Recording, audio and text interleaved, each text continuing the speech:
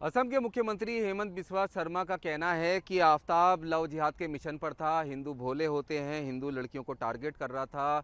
20 हिंदू लड़कियों को टारगेट कर रहा था आफताब। 20 हिंदू लड़कियां आफताब के निशाने पर थीं। ये बयान कोई ऐसे थोड़ी आ गया है।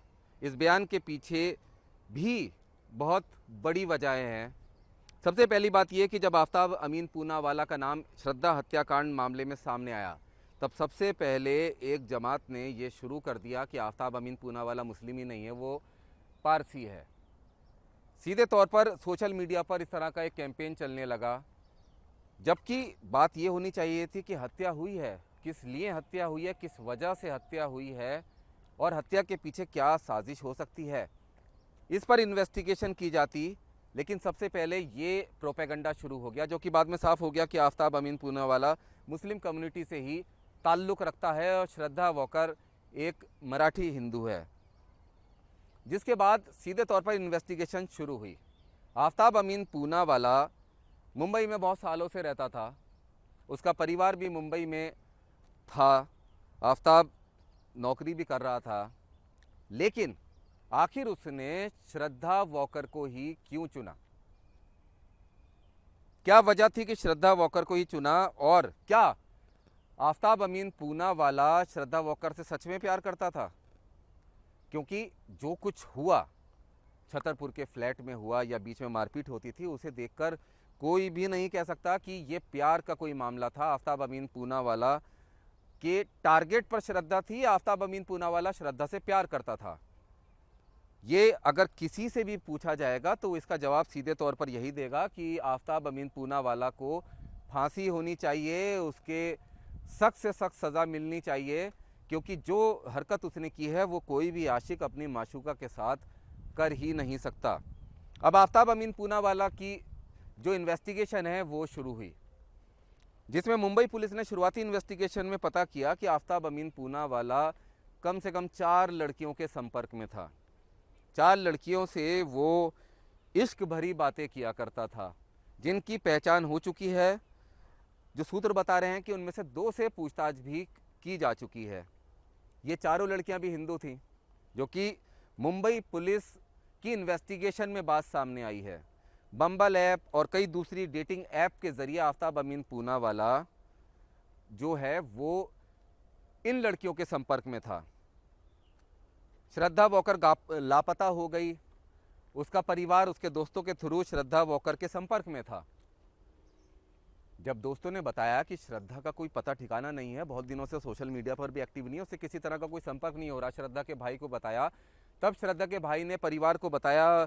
परेशान बाप पुलिस स्टेशन पहुंचा, वहां जाके कंप्लेंट की। आफताब अमीन पूनावाला हत्या करने के बाद भी मुंबई पुलिस के सामने पेश हुआ, एकदम बहुत ही रिलैक्स मोड में हंसी मजाक करता हुआ, शातिर आदमी। मुंबई पुलिस को शक ही नहीं हुआ कि भाई ये श्रद्धा की हत्या कर चुका है, टुकड़े टुकड़े करके जंगल में डाल चुका है, इतना बड़ा दिल कलेजा इसका, और फिर भी आराम से दिल्ली में ही रह रहा है, आराम से रिलैक्स मोड में है। फिर दिल्ली पुलिस ने इन्वेस्टिगेशन शुरू की। दिल्ली पुलिस को भी वर्गलाता रहा, कहा कि भैया श्रद्धा तो 19 तारीख को ही छोड़कर चली गई थी। लेकिन जब डिजिटल एविडेंसेस सामने आए और सख्ती से पूछताछ की आफताब से, तब उसने कबूली इस बात को कि उसने श्रद्धा की हत्या कर दी है, टुकड़े टुकड़े कर दिए हैं। बहुत ज़्यादा गहरी साजिश के तहत उसकी शव को ठिकाने लगा दिया है, सबूतों को अंजाम तक पहुंचा दिया है ताकि पुलिस के हाथ ना लग सके सबूत। लेकिन दिल्ली पुलिस देश की सबसे हाईटेक पुलिस है, उसने सबूत जुटाई लिए हैं जो आफताब को फांसी के फंदे तक पहुंचाने के लिए काफ़ी होंगे। लेकिन अब बात हो रही थी लव जिहाद की, आफताब अमीन पूनावाला के टारगेट की। दिल्ली पुलिस की इन्वेस्टिगेशन में बात सामने आई कि बम्बल ऐप हो या फिर कई दूसरी डेटिंग ऐप्स हो, उनके ज़रिए आफताब अमीन पूनावाला कई लड़कियों के संपर्क में था। 20 लड़कियों को शॉर्टलिस्ट किया गया है, जिनसे आफताब अमीन पूनावाला आशिकी की बातें किया करता था। ये 20 की 20 लड़कियां हिंदू हैं। तो अब अगर ये बयान आता है कि 20 हिंदू लड़कियां टारगेट पर थीं, आफताब अमीन पूनावाला लव जिहाद कर रहा था, तो फिर इस बयान को काटने का कोई आधार नज़र नहीं आता है, क्योंकि आफताब अमीन पूनावाला एग्जैक्टली यही कर रहा था जो इन्वेस्टिगेशन में सामने आया है। हालांकि पुलिस ने अब तक अपनी रिमांड नोट में या फिर दूसरे कहीं इन्वेस्टिगेशन के जहां पर दस्तावेज जमा किए जाते हैं वहां पर इसका जिक्र नहीं किया है। लेकिन ये इन्वेस्टिगेशन का एक हिस्सा है जो सामने आएगा। मुंबई पुलिस की इन्वेस्टिगेशन का भी हिस्सा था। 4 लड़कियों के नाम सामने आए थे जो चारों हिंदू थी, और साथ ही साथ आफ्ताब अमीन पूनावाला कम से कम 20 लड़कियों के संपर्क में था। जब श्रद्धा वॉकर की हत्या करने के बाद उसके शव के टुकड़े उसने फ्रिज में रखे थे, उस वक्त भी वो उसी फ्लैट में अपनी गर्लफ्रेंड्स को बुलाकर आशिकी कर रहा था, उसी फ्लैट में जिसमें श्रद्धा की हत्या की थी कुछ दिन पहले ही, और श्रद्धा के शव के टुकड़े वहीं पर रखे हुए थे। छेनी हथौड़े कील से श्रद्धा का सिर भी उसने वहीं पर तोड़ा था, और वहीं उसी फ्लैट के अंदर वो दूसरी लड़कियों के साथ में इश्क लड़ा रहा था। वो भी हिंदू लड़कियां ही थी। इन्वेस्टिगेशन में ये बात सामने आई है। जिस तरह से आफ्ताब अमीन पूनावाला ने इस हत्या को अंजाम दिया है, जिस तरह से बहुत ही रिलैक्स मोड में वो पुलिस के सामने पेश हुआ, मुंबई पुलिस के सामने भी बहुत ही कॉन्फिडेंस से वो गया। पता ही नहीं चल पाया, पुलिस अंदाज़ा नहीं लगा पाई कि ये सच में हत्या कर चुका है या नहीं कर चुका है। उसकी बात को मान लिया गया कि हाँ भाई इन्वेस्टिगेशन की जाएगी, अभी तो ये बता रहा है तो ठीक ही होगा कि श्रद्धा इसका साथ छोड़ के चली गई है। जब दिल्ली पुलिस के सामने आया तो भी हंसता रहा, मुस्कुराता रहा। पुलिस इन्वेस्टिगेशन में जब उसने बताया कि उसने श्रद्धा की हत्या कर दी है, तब भी हंस रहा, मुस्कुरा रहा था। बोला 35 टुकड़े करके मैंने जंगल में डाल दिए, मैं आपको दिखा दूंगा कहाँ कहाँ पर डाले हैं, कहाँ से मैंने चाकू खरीदा वो भी बता दूंगा। ये सारी चीज़ें उसने हंसते मुस्कुराते हुए बताई। पुलिस ने जब इससे इन्वेस्टिगेशन की, क्योंकि पुलिस भी इसलिए परेशान है क्योंकि जब कोई हार्डकोर क्रिमिनल पुलिस के हाथ आता है वो चीज़ें छुपाता है, वो नहीं बताता। तब पुलिस 3rd डिग्री देती है, मारपीट करती है, मेहनत मशक्क़त करती है, तब जाके वो कुछ बोलता है। लेकिन आफ्ताब अमीन पूनावाला पुलिस के सामने बैठकर तोते की तरह सब कुछ बोल रहा है और बीच बीच में हंसे जा रहा है। पुलिस के जांच अधिकारी उसको डांटते हैं इस बात को लेकर कि हंस मत। वो थोड़ी देर सीरियस होकर बैठता है, फिर हंसने लगता है। जब वो उस दुकान पर गया जहाँ से उसने आरी खरीदी थी, वहाँ पर भी जो दुकान के मालिक हैं, जो गवाह भी हैं पुलिस के इस मामले में, वो भी बता रहे हैं कि भाई मुस्कुरा रहा था।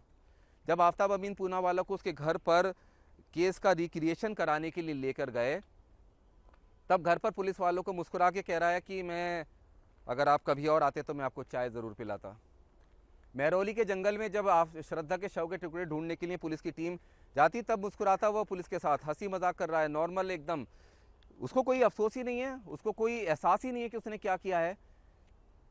जब उसने शव के टुकड़े किए तब ऐसी स्थिति में कोई भी नॉर्मल आदमी भाग जाए, क्योंकि अगर कोई एक फर्स्ट टाइम ऑफेंडर होता है, क्योंकि उसने ये कहा कोर्ट में कि अचानक से उसे गुस्सा आ गया और उसने हत्या कर दी, तो ये भी एक साजिश है। साजिश इसलिए क्योंकि गैर इरादतन हत्या का मामला बनाना चाहता है, इसलिए कह रहा है कि मुझे अचानक से गुस्सा आ गया, वरना कोई प्लानिंग नहीं थी, कुछ नहीं थी। अगर प्लानिंग नहीं थी तो इतनी सफाई से हत्या करने के बाद वहीं घर में बैठ के, भाई अगर सीधे तौर पर पुलिस के अधिकारी हैं, जांच अधिकारी हैं, पुराने अधिकारी हैं, उनसे भी बात हुई है, उनका ये कहना है कि फर्स्ट टाइम ऑफेंडर होता है, अगर अचानक गुस्से में कत्ल हो जाता है और नफरत नहीं होती या कोई प्लानिंग या कोई साजिश नहीं होती, तो आदमी या तो लाश को छोड़कर भाग जाता है या पूरी की पूरी लाश को कहीं ठिकाने लगाता है, वो घबरा जाता है। लेकिन अगर बहुत ही गहरी साजिश और प्लानिंग हो, उस स्थिति में ऐसे शव के टुकड़े किए जा सकते हैं, उनको अलग अलग फेंका जाए और उसके बाद भी आदमी रिलैक्स होकर उसी घर में रहे, वहाँ पे चाय नाश्ता करे, खाए और दूसरी लड़कियों के साथ में रोमांस करे,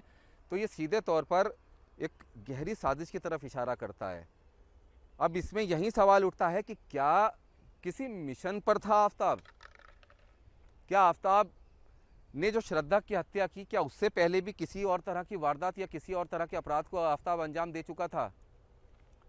क्या जिस लव जिहाद का जिक्र बार बार होता है, क्या आफ्ताब उसी लव जिहाद का कोई सिपाही था? इन्वेस्टिगेशन जारी है इस पूरे मामले में, और सीधे तौर पर जो लोग हेमंत बिस्वा शर्मा या इस तरह के जो बयान आ रहे हैं, उसमें लीपापोती करने के बजाय या फिर आफ्ताब के धर्म जाति को छुपाने बदलने के बजाय इस बारे में सोचने की भी ज़रूर कोशिश करें कि आखिर ऐसा क्यों हो रहा था। क्यों आफ्ताब के निशाने पर 20 लड़कियां, जिसके बारे में इन्वेस्टिगेशन में सामने आ रहा है कि वो सभी हिंदू थीं, जिन 4 लड़कियों के बारे में मुंबई पुलिस को इन्वेस्टिगेशन में पता चला वो भी हिंदू थीं। श्रद्धा वॉकर को टारगेट किया गया, श्रद्धा वॉकर भी हिंदू थी, उसको दिल्ली लेकर आया, हिमाचल लेकर गया, दिल्ली लाने के बाद उसके टुकड़े टुकड़े कर दिए बहुत ही रिलैक्स होकर, आराम से, किसी ट्रेंड हत्यारे की तरह।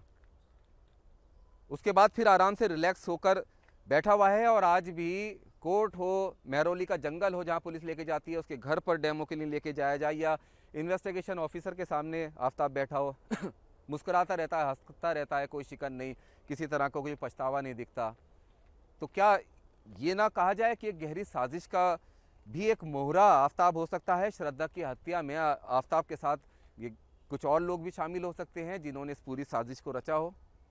6 महीने पुराना मामला है, पुलिस एविडेंसेस जुटा रही है, आफताब के खिलाफ काफ़ी पुख्ता सबूत मिले हैं, लेकिन सवाल सबसे बड़ा यही है कि श्रद्धा की हत्या आफताब ने कर दी, ये पुलिस साबित कर देगी। श्रद्धा की हत्या के जुर्म में पुख्ता सबूतों के आधार पर आफताब को फांसी की सज़ा भी दिलवा देगी, लेकिन क्या ये साबित हो पाएगा कि श्रद्धा की हत्या कैसे हुई, उस रात श्रद्धा पे क्या बीती?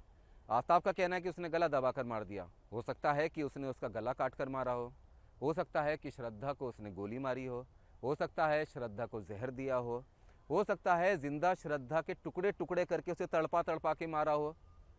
डेथ सर्टिफिकेट है नहीं, बॉडी है नहीं, पोस्टमार्टम से ये बात साबित नहीं हो सकती कि कैसे हत्या हुई। तो क्या आफताब जैसे शातिर दिमाग के दिमाग में छुपे हुए वो राज सामने आ पाएंगे इन्वेस्टिगेशन में? क्या श्रद्धा के पीछे की गहरी साजिश अगर है तो क्या उसका कभी खुलासा हो पाएगा? इस बारे में बहुत गहराई से सोचने की ज़रूरत है। इस खास पेशकश में फ़िलहाल इतना ही। मुझे यानी रुमान उल्लाह खान को दीजिए आप इजाज़त। नमस्कार।